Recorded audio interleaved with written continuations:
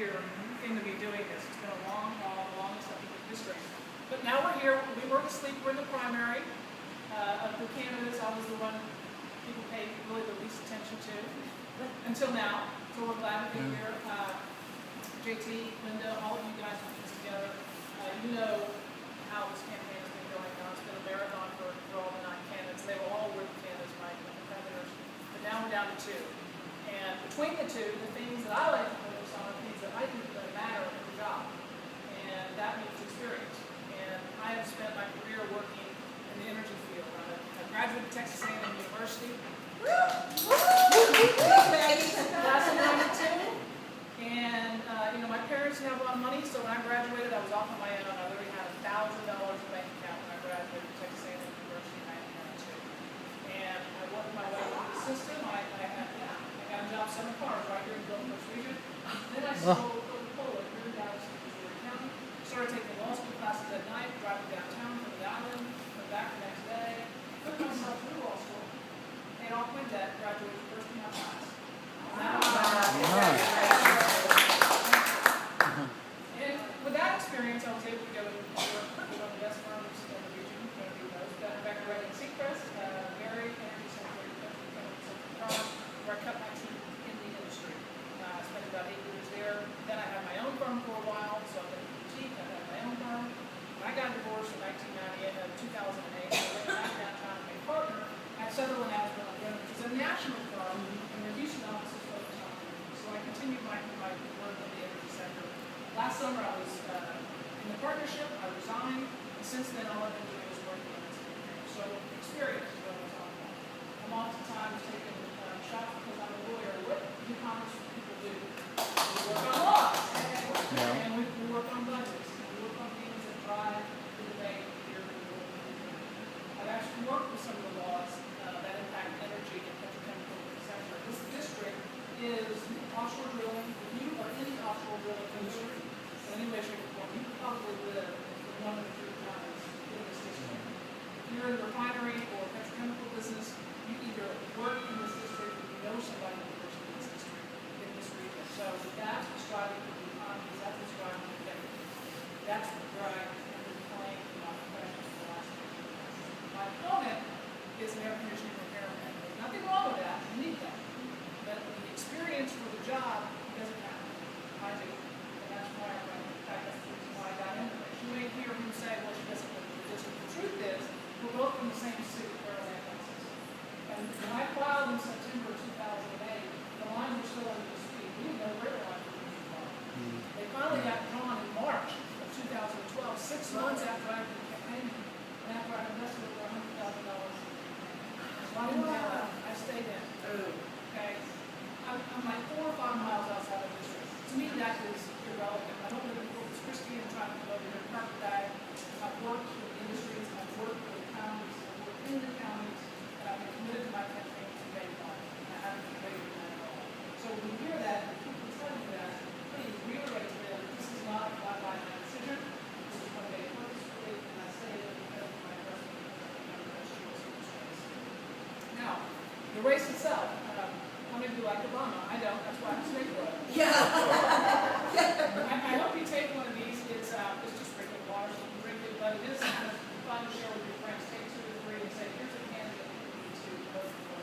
Because I'm honored that the Belmont Enterprise early in the race said that of all of the 9 candidates, I was the one who had the most disdain for Obama. Day one, my message has been clear. We have to get rid of the socialist policies that are being pushed across right now. And I haven't waited for that at all. This race is going to come down to November 6th. A lot of people think it comes down to July 31st. It does not. This race is going to end on November 6th. And Nick Lance has already campaigned very heavily. And I'm honored to have the endorsement of 2 congressmen, not just 1, but 2 who are already campaigning. Pete Olson, District 22, beat Nick Lance in 2008. And Congressman Ted Poe beat Nick Lance in 2004. And both of them have endorsed me, and both of them currently represent parts of District 14. So many of their constituents have been encouraged to get behind me, and they are very happy about that. And so we have their endorsements. But also we have the endorsements of the former Tea Party candidate, Robert Gonzalez, who took 14% of the overall vote on the day 29, and also John Gay, who took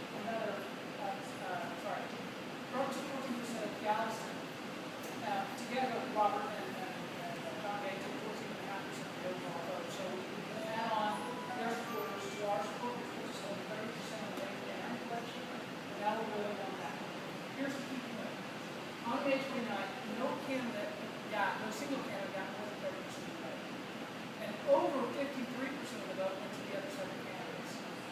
None of the other 7 candidates have endorsed my name. None of them. 2 of them have endorsed me. 3 of them are not endorsing. 2 of them are the 2 gentlemen from Beaumont. 1 of them is working with me already. The other one is still making his decision, but both of them have told me they will not endorse Randy Weber. So they are helping me even without endorsing me. So 4 of the other 7 candidates are essentially on my team.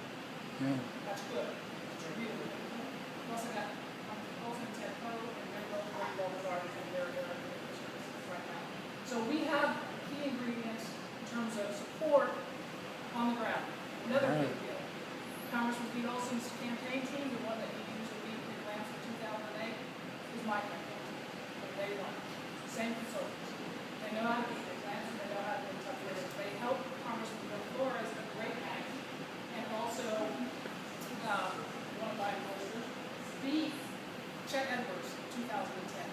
Very tough, very competitive folks. They know how to win, and we're working hard to make sure we do that on July 31st. Now, you've probably seen some of the negative advertising. You know that my skin is going pretty thick. They're still beautiful, though. Thank you. This is why good people don't get in politics, because they don't want to be thrown under the bus. And I'll tell you, it's not fun. I've had my moments when I'm like, but you know what? I'm going to take the high road. This is about district. This is about you. This is not about me. And just take my looks as they come. The information is distorted. You'll get something that we probably today or tomorrow. Poster that responds to it. And the next week we'll get some more information. So we are not taking things like down, but we're also not standing up and starting to build ourselves. So tell people, and I hope that you encourage them. Politicians are viewed as some of these kinds of things. We need to raise the bar. We need to bring professionalism back to being a leader in government. And that's something I'm trying to do. I may fail sometimes, but I will try to succeed, and that's what I want to see. Here's the other thing. With only a few days left, we need help. We need you to call your friends, have good practitioners, knock on doors, write emails. We have a phone banking system, a voice system. If you have time, please come and help us make phone calls. We are pushing our grassroots capitalism to its limits right now, trying to cover all the ground. So those are what we're after, but we're also trying to raise money. So we have the wherewithal, and our friends who have the wherewithal, and help us there, because that's what pays for these mail-outs that we need to send out, so we can get our message to the voters. Those are 2 key areas y'all can help us in. And then my door is always open, my phone is always on. Mark Backwards is my field director. He is, I think I met my match in terms of work ethic. He works probably harder than I do, and I think that was possible. But he needs to be to the office, and he's actively most nights too. So we have a great working relationship. It's phenomenal. So if you can't get me, Mark is really a great servant and I'll get to you. So with that, I'll turn the floor over to you. Question.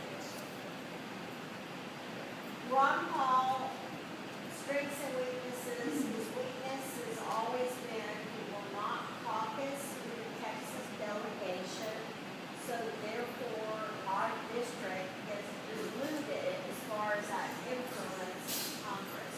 What will you do? My goal here is to build relationships. And the way to do that is to meet people. I've said this to my colleagues in Jefferson County who are very concerned about not having representatives. My goal here is to work with you, not just with you. And to do that, we've got to meet. So I will certainly caucus with the Texas caucus. I should also add, I've been remiss if I didn't, and we may never get this, but I'll tell people who I've asked for it, not for me, for you. We have been for almost a month now, about 3.5 weeks, trying to schedule a debate. We proposed having a debate in Galveston County, Jefferson County, Missouri County. That was we were told no the very next day. In fact, the letter that came back to me said it was a Sheila Jackson Lee tactic and it was offensive to me. She's offensive. This past few days, I received an email which suggested to me that we were going to have a debate on July 19th, the Galveston County Republican Network, for a regularly scheduled meeting. They would have a debate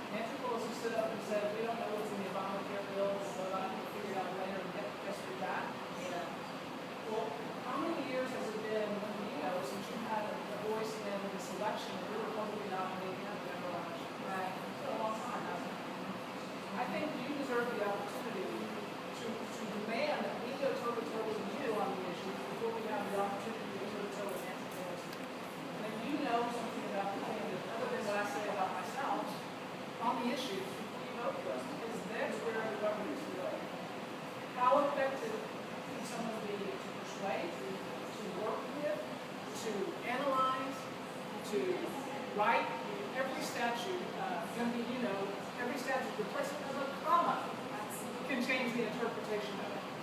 And it can mean a lot of money to companies. Every regulation, the word shall has a different meaning than the word will.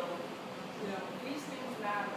And I think you owe it to yourselves to try to have the opportunity to see how you will work with the rest of the delegation and on those things that matter to you. So I would ask that you consider giving him a call, consider giving your chamber or whoever you like to post it and call to see if they can help schedule something where you all can come and watch both of us in the same room and talk about the issues. And with that, Felicia, the other thing I'd like to add is about attorneys. sure. Your opponent, like downplays the need for attorneys in Congress. Right.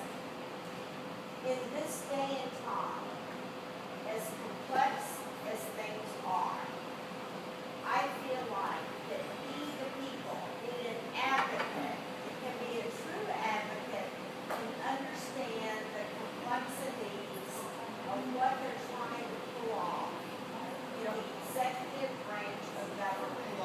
And that means somebody that is conversant in constitutional law and the legal system. And for us, that would be you. Well, thank you. I think that's an important point, is understanding the Constitution, what the language of it means, and what the appropriate scope of the federal government is. Now, if you want to see what kind of leader my opponent is, just go look at his record in the state house. He talks about being the most conservative representative in the state house, but just last year when he was in the house, he got a failing score from Texas Eagle. He got 48 out of 100. That's not conservative. He voted not just once, but twice to create the internet sales tax, which took effect last week. Yes. Said. That's, that hurts small businesses, it hurts us. When we try to buy goods online, it makes us have to pay more of our own dollars for those goods. And he also signed the American Taxpayer Reform Pledge, where he said we wouldn't raise taxes. So, which is it?